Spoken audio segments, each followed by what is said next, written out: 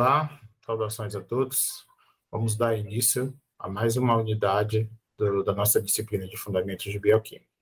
Hoje nós vamos trabalhar com os ácidos nucleicos.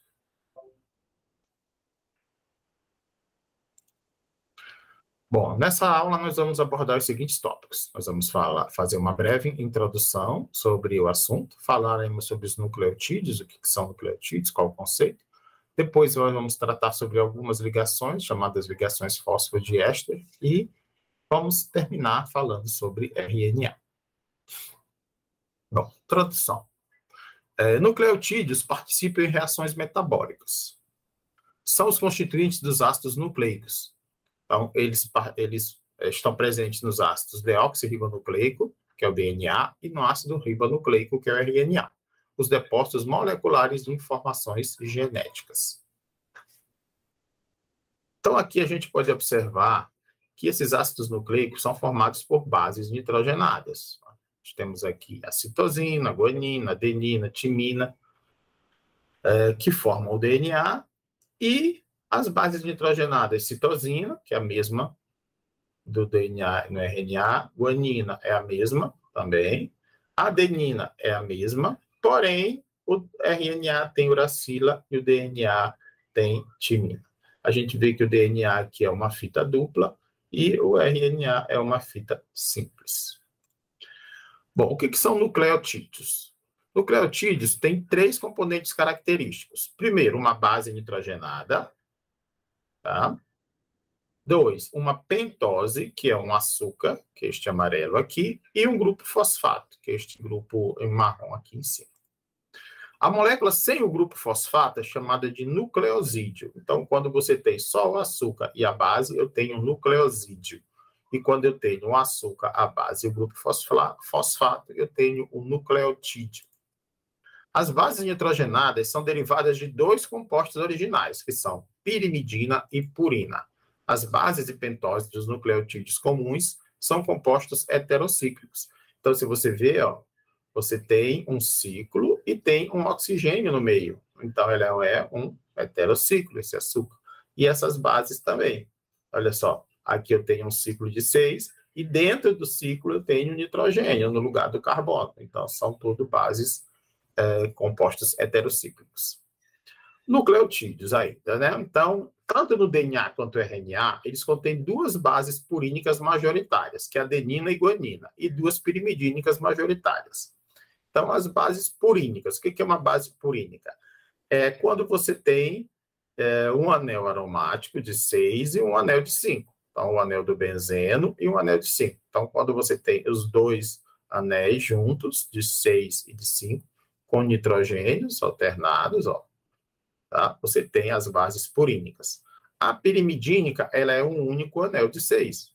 Tá? Ela é só um anel, olha só. Tá? Então, pirimidina é só um anel de 6 e a purina são 2 anéis, um de 6 e um de 5. Todos eles heterocíclicos, com nitrogênio no meio. Tanto no DNA quanto no RNA, uma das 2 pirimidinas é a citosina, mas a segunda é timina no DNA e uracila no RNA. Então, adenina e guanina, as bases purínicas, estão nos 2. Das pirimidínicas, só a citosina está nos 2, tá? Sendo que a timina é do DNA exclusiva e a uracila exclusiva do RNA. Apenas raramente timina ocorre no RNA e uracila no DNA. Então, muito raro acontecer isso aqui. Ácidos nucleicos têm 2 tipos de pentoses. Então, eu tenho a ribose, que é esse anel de 6 com ciclo, né, com oxigênio no centro. Então, nós já estudamos os carboidratos. E ele tem esse primeiro carbono aqui, ele vai ligar na base nitrogenada, e todos os outros carbonos, ó, tem hidroxilas, né? Esse aqui, no lugar da hidroxila, tem o fosfato. Então, ele tem esses 2 grupos hidroxilas aqui, e aonde seriam as outras 2 hidroxilas, ele ligou no fosfato e ligou na base. O a desoxirribose, o nome já está dizendo, 10-oxi, quer dizer, sem o oxigênio. Ela foi desoxidada, ela foi retirada o oxigênio. Da onde? Da posição 3 aqui, né? 1, 2, 3. Então, essa primeira hidroxila aqui, ó, ela não existe aqui na desoxirribose. Então, nós temos a ribose, que dá origem ao RNA, e a desoxirribose, que dá origem ao DNA. Então, essa é a diferença. Então, no RNA, nós temos o açúcar ribose, e no DNA, nós temos o açúcar desoxirribose. As unidades de desoxirribonucleotídeos do DNA contêm 2-desoxi-D-ribose, tá? E as unidades de RNA contêm a D-ribose. Em nucleotídeos, ambos os tipos de pentose estão em suas formas bifuranose, anel de 5 membros. Então, aqui é o anel do furano, né? Quando você tem um anel de 5, aqui é o furano. Então, aqui, ó, um esquema para a gente entender, ó. Aqui a gente tem essa pentose com 2 hidroxilas. Ela é do RNA. Aqui uma base, pode ser uma base purínica ou pirimidínica, e o fosfato. Tá? E aqui as bases purínicas e pirimidínicas. No caso do DNA, a gente vai ter aqui no lugar dessa pentose, vai ser essa, que é a desoxirribose, que não tem a hidroxila, e uma base, pode ser uma base purínica ou pirimidínica, e o grupo fosfato. Ligações fosfodiésteres. Nos nucleotídeos, o grupo 5' hidroxila. Então, 5' hidroxila, né? 5, 4, 3, 2, 1. Então, 1, 2, 3, 4, 5. Tá? Então, essa posição aqui é a posição 5. Tá? Nós temos, onde era uma hidroxila, a gente tem o grupo fosfato, né? E aqui, na outra posição, que é a posição 3, tem uma outra ligação fosfodiéster. Então, eu tenho aqui, ó, aqui é uma unidade. Tem a base, tem o grupo do açúcar, né, a pentose, e o grupo fosfato. Aí eu vou ligar com uma outra unidade, ó, que é a adenina, que é a timina. Mesma coisa, ó, a ligação entre uma unidade e outra vai se dar entre a posição 3 da de cima com a posição 5 da de baixo. Outra unidade, guanina, na posição 3, 5 linha. Tá? Então, eu sempre vou ter essa ligação desse grupo fosfato. Então, é como se eu tivesse uma cadeia aqui, principal, ó, que vem, e na lateral da cadeia, de pendurado, eu tenho as bases. Ó. A adenina está para lá, timina, guanina. Então, seria uma cadeia comprida e de pendurado como substituintes as bases nitrogenadas. Tá? Isso serve tanto para o DNA quanto para o RNA. Ó, ligação 5, 3. Aí o outro, né? 3, 5, né? 3 desse com 5 desse. A diferença, no DNA, não tenho esta hidroxila na posição 2, ó. E no RNA, eu tenho esta hidroxila na posição 2. Tá?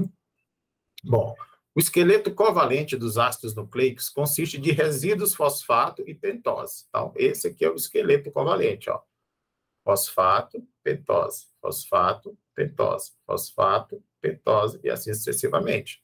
E as bases nitrogenadas podem ser consideradas como grupos laterais unidas ao esqueleto em intervalos regulares. Então, eu tenho fosfato, pentose, uma base nitrogenada. Fosfato, pentose e, na lateral, uma base nitrogenada. Fosfato, pentose e, na lateral, uma base nitrogenada. Então, uma cadeia comprida e as laterais são as bases. Ambos os esqueletos do DNA e RNA são hidrofílicos, quer dizer, eles não são solúveis em água. Apesar do RNA ter essa hidroxila, mas ele ainda não consegue ser totalmente solúvel em água, totalmente polar. Os grupos hidroxílicos dos resíduos de açúcar formam ligações de hidrogênio com a água. O esqueleto covalente do DNA e RNA está sujeito à hidrólise lenta e não enzimática das ligações de fosfodiéster. RNA hidrolisado rapidamente sob condições alcalinas, mas DNA não. Os grupos 2' hidroxila do RNA, ausentes no DNA, estão diretamente envolvidos no processo. Então, olha só. o RNA, ele tem essa hidroxila. Se o RNA for colocado em um meio muito básico, por exemplo, onde tem essa hidroxilazinha aqui, o que vai acontecer? Essa hidroxila vai capturar esse hidrogênio e você vai ter essa ligação aqui, que ficou, ela vai atacar esse grupo fosfato. Como o grupo fosfato já está com o máximo de ligações possíveis, para ele receber essa ligação, ele tem que se livrar de alguém. E ele vai se livrar dessa ligação de baixo. E aí, o que acontece? Você forma este ciclo e você quebra a molécula do RNA. Então, você destrói a molécula do RNA. Por isso é que o DNA não tem essa hidroxila. Porque o DNA, como ele guarda as informações genéticas, ele não pode sofrer nenhuma alteração. Então, um fato que foi da evolução interessante foi esse. Exatamente a perda dessa hidroxila aqui do DNA faz com que ele seja mais estável do que o RNA, que ele consiga suportar condições, pelo menos condições mais severas, condições básicas, sem ter perda nenhuma na sua estrutura. A sequência dos nucleotídeos, dos ácidos nucleicos, podem ser escritas esquematicamente. Algumas representações mais simples deste pentadeoxirribonucleico são fosfato, adenina, citosina, guanina, timina, adenina, hidroxila. Então, começa fosfato, aí quais os grupos? Adenina, uracila, citosina, guanina, e aí termina a hidroxila. É uma forma de escrever. Ou fosfato, adenina, fosfato, citosina, fosfato, adenina, aí aqui, fosfato, uracila, fosfato, citosina, fosfato, guanina, tá? Ou eu posso colocar só fosfato e a sequência, adenina, timina, citosina, guanina. Então, essas são as formas esquemáticas de se escrever esses grupos. Bom, para finalizar, vamos falar um pouquinho sobre RNA. Tá? O DNA a gente vai deixar para o material impresso que vocês têm. Então, o RNA tem uma gama de funções e várias classes são encontradas nas células. Então, o DNA ele é mais simples, ele só serve para guardar informações genéticas, né? Ele só tem essa função. Já o RNA, não, ele tem muitas funções. Vamos ver algumas aqui. Então, eu tenho os RNAs ribossomais, que são os R, minúsculos, RNA, que são os componentes estruturais dos ribossomas, os complexos que fazem a síntese das proteínas. Então, o que acontece? Eu tenho o DNA, que é uma fita dupla, tá? Aí vai ter uma abertura desse DNA, e o RNA ele vai copiar a sequência lá, ó. Ele vai copiar a sequência. Então, ele vai pegar o DNA, vai vir, vai copiar e vai fazer o que chamam de transcrição, ó, tá? Então, depois de que ele faz essa transcrição, ele vai fazer essa tradução, que essa tradução é pegar essa sequência e formar uma proteína. Tá? Então, ele vai, copia a informação do DNA, vem, traduz aquela informação em uma proteína. Temos os RNAs mensageiros, né? São intermediários, carregam informações genéticas de um ou de muitos genes para o ribossoma, onde as proteínas correspondentes podem ser sintetizadas. Então, aqui fica mais fácil de ver, ó, tá vendo? O DNA é uma fita dupla. Aí ele se desenrolou nesse pedaço, porque é exatamente o pedaço que ele quer reproduzir. Então, nesse pedaço tem a proteína que ele quer. Então, o RNA vem e, ó, copia esse pedaço, tá? Depois o DNA se fecha de novo. Aí ele vem, ó, exatamente esse pedaço aqui é que ele vai traduzir. Então, esse pedaço vai vir um outro, né, o RNA, que vai se encaixar certinho. E nele vai estar de pendurado a sequência de aminoácidos que eu quero. Então, vai vir um outro RNA que vai fazer essa tradução com um determinado aminoácido, aqui um outro também diferente, que traz outro aminoácido, e eles vão se juntando. Eu deixei para vocês um vídeo lá no sistema, né? em que você tem bem claro como isso ocorre. Então, depois vocês deem uma olhada nesse vídeo, que vocês vão ver como é bem interessante esse processo. RNA de transferência são as moléculas adaptadas que traduzem a informação do RNA mensageiro para uma sequência de aminoácidos específicos. Então, aqui, ó, esse anticódon é exatamente a parte que ele copiou. Então, ele tem essa sequência de aminoácidos, de sequência aqui, né? E aí vai ter, no final, o aminoácido ligado aqui a ele. Tá? Bom, para finalizar, vamos deixar sempre, como sempre a gente deixa uma mensagem, né? Então, na vida, tudo se resume em 3 coisas: interesse, disposição e tempo. Se você não possui disposição para encontrar tempo, é porque nunca existiu real interesse. Bom, aqui novamente as referências, né? Nós temos aqui os livros de bioquímica, esse livro aqui sobre alimentos, aqui nós temos também esse site, também bem interessante, o Leninger e o Monk. Bom, então, aqui eu finalizo minha aula, desejando a vocês bons estudos e até o nosso próximo encontro. Obrigado pela atenção.